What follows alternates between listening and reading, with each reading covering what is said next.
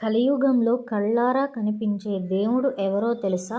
ఓసారి గోవిందా అని పిలిస్తే భక్తుని బాధను తన బాధగా భావించి పరిగెత్తుకుంటూ వచ్చే దైవం తిరుమల వెంకటేశ్వర స్వామి. ప్రపంచంలో ఎన్నో దేవాలయాలున్నాయి. కానీ కోట్లాది మంది భక్తులు ప్రతిరోజు దర్శించుకోవాలని తపించే క్షేత్రం ఒక్కటే, తిరుమల. ఎందుకంటే అక్కడ కొలువై ఉన్నది స్వయంగా శ్రీ మహావిష్ణువు అవతారమైన శ్రీ వెంకటేశ్వర స్వామి. పురాణాల ప్రకారం కలియుగంలో ప్రజలను రక్షించడానికి మహావిష్ణువు భూమిపై అవతరించి తిరుమల శేషాచల పర్వతాలపై శ్రీనివాసుడిగా వెలిశాడు.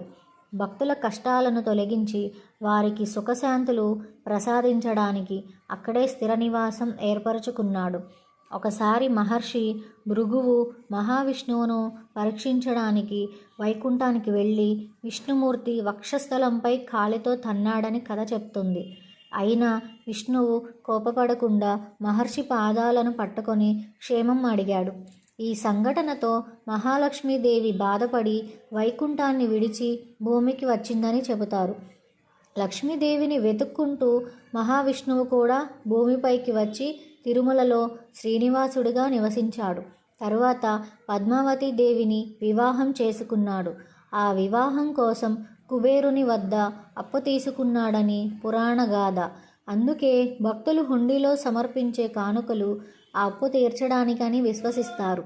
తిరుమలలో మరో విశేషం ఏమిటంటే స్వామివారి విగ్రహం జీవకళతో నిండి ఉంటుంది. స్వామివారి ముఖాన్ని దర్శించిన వారికి మనశ్శాంతి కలుగుతుందని, నిజమైన భక్తితో కోరుకున్న కోరికలు నెరవేరుతాయని భక్తుల నమ్మకం. ప్రతిరోజు లక్షలాది మంది గోవిందా గోవిందా అని నామస్మరణ చేస్తూ స్వామిని దర్శించుకుంటారు. ధనవంతుడు అయినా, పేదవాడు అయినా, రాజైనా, సాధారణ భక్తుడైనా స్వామివారి ముందు అందరూ సమానమే. అదే తిరుమల మహిమ. జీవితంలో ఎన్ని కష్టాలు వచ్చినా ఒక్కసారైనా హృదయపూర్వకంగా గోవిందా అని పిలవండి. మీ ప్రార్థన వినకుండా ఉండే రోజు ఉండొచ్చు, కానీ మీ పిలుపు వినకుండా ఉండే వెంకటేశ్వర స్వామి ఉండడు. అందుకే కోట్లాది మంది నేటికి ఒకే మాట చెబుతున్నారు, ఏడుకొండలవాడ వెంకటరమణ గోవిందా గోవిందా. ఒకసారి ఒక భక్తుడు తిరుమల కొండకు కాలినడకన వెళ్తున్నప్పుడు అలసటతో కింద పడిపోయాడు.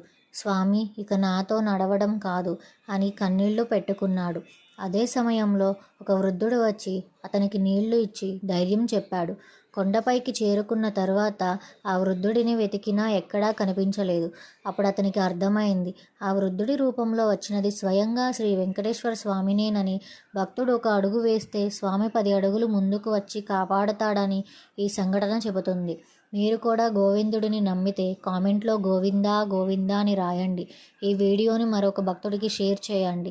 శ్రీ వెంకటేశ్వర స్వామి వారి ఆశీస్సులు పొందండి.